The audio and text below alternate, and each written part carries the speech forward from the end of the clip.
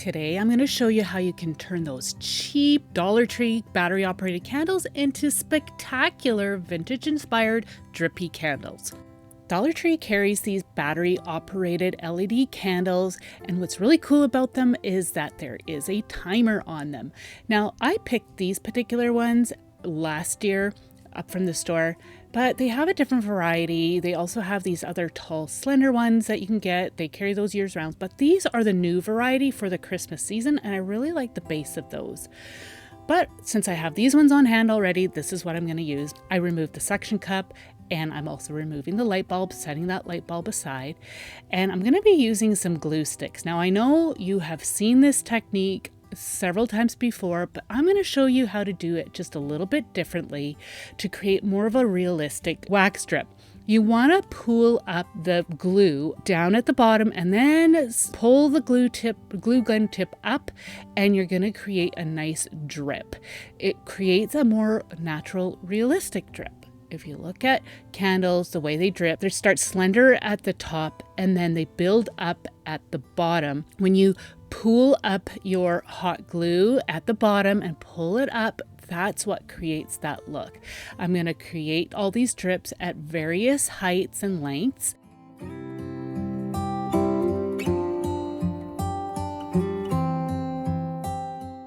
And if you make a mistake, you can just pull it off. It pulls off really easily.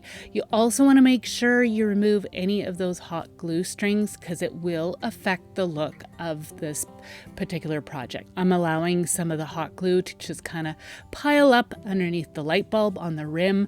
That will just create that like waxy buildup that you will see at the top of candles as well.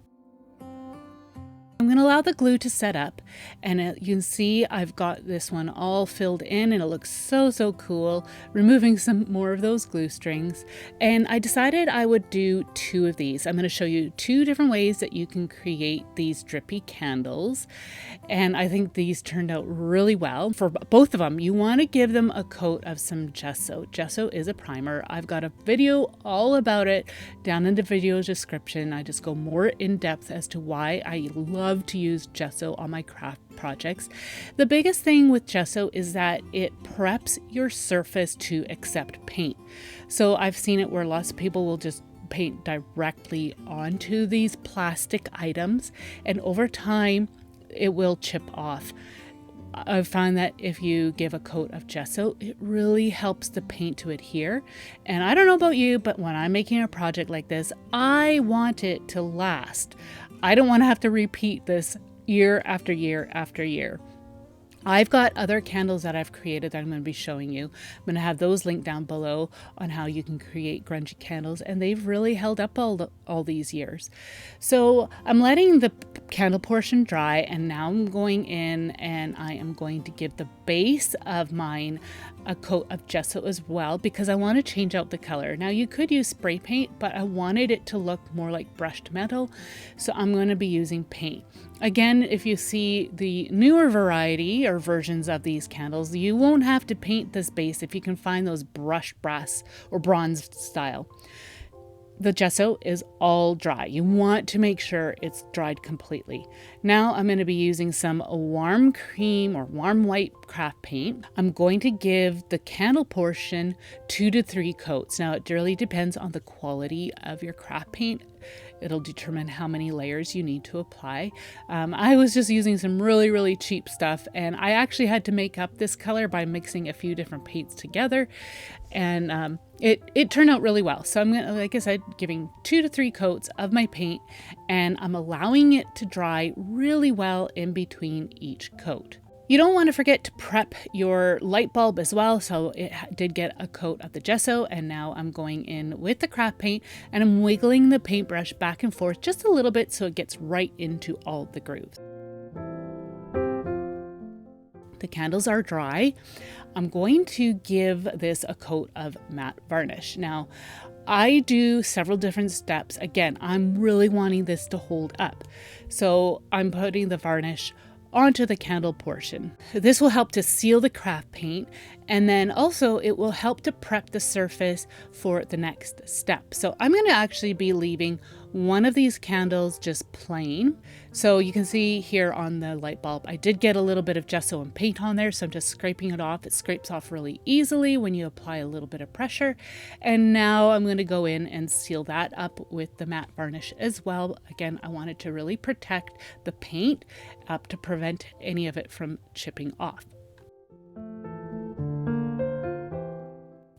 So again, as mentioned, I'm leaving one of these plain. So I'm going to set one aside and I'm going to give one of them some gel stain. This is the walnut gel stain put out from Decor. It's the Americana line. And I'm going to be going over this entire candle with this gel stain. Use any type of distressing medium that you like to use. You can see that there is a little bit of text on the candle base, but this will not cause it to really stand out. So you can see how it collects in around the drips and creates a nice grungy vintage look. I love the way these turn out. It's so cool. And you apply it, and then you're going to take a rag and wipe off the excess. So it will change the color of your candle a bit, but I like that look. Again, we're going for that vintage look. But if you don't like that look, then I will show you what it will look like without the distressing.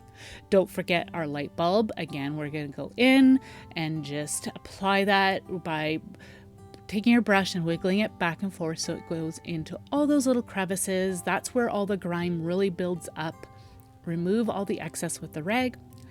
And I went in with the stain a second time and I allowed it to sit just for a little bit, and I found that that created a bit more of a grungy look for me, and I really like that.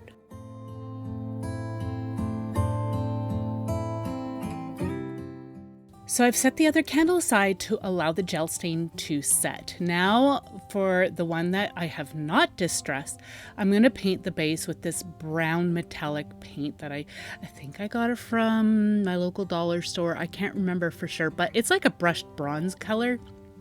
So I'm going to paint the base with that.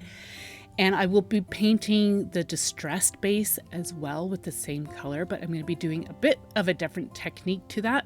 So this is 3 coats of the craft paint. If you get a little bit on the candlestick, that's okay. You can just go back in with your craft paint and correct that. So with the other one, I'm taking a mix of burnt sienna and burnt umber craft paints and a rag.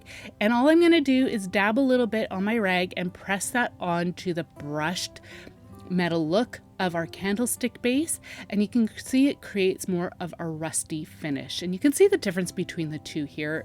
It looks really cool. I really love the way that the two of these turned out. I think that it looks just so effective and definitely looks like metal. I'm going to be putting the batteries in now. So these ones load from the top into the cylinder, but the new ones, the batteries load in the base, like the candlestick base. So I'm going to put my light bulb in, and it looks so beautiful. I love the flicker of this light bulb. And then I do the same with the distressed version as well. It turned out really cool. It definitely has a very rustic look to it. I can't wait to make more of these candlesticks. So I really like it as is, but I decided just to add just a decorative touch. So I've got this fabric, it's coffee dyed, and I think it has a really nice primitive look to it. So I'm just going to tie that onto the candlestick with a basic knot, and then I'm going to trim it down as needed. I also decided that I wanted to add some pip berries.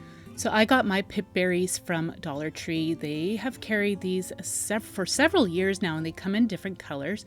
All I'm going to do is just wrap it around a few times at the base of the candle and then snip it off, just keeping this very simple, but you can decorate these any way you like, really. One end was still a little bit too long, so I'm just going to trim that down some more. And then I just make sure that I fray the edge to give it that more rustic look that you see amongst primitive style.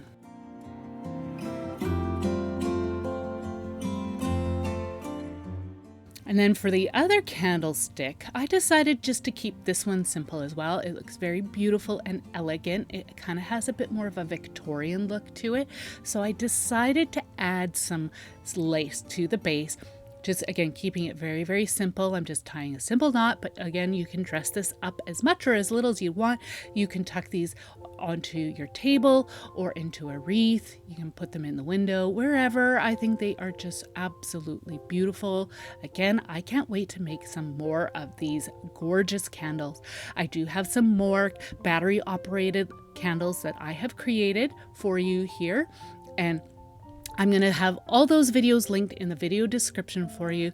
And if I remember, I'll try to have them pinned at the top of the comment feed as well.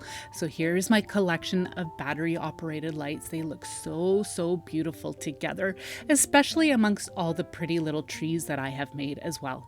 Here's a playlist of all those beautiful battery operated candles that I have made for you, linked right here, so you can check those out easily enough. Let me know your favorite project here down in the comments section. I want to thank you so much for joining me today, and we will see you in the next one. Take care. Bye.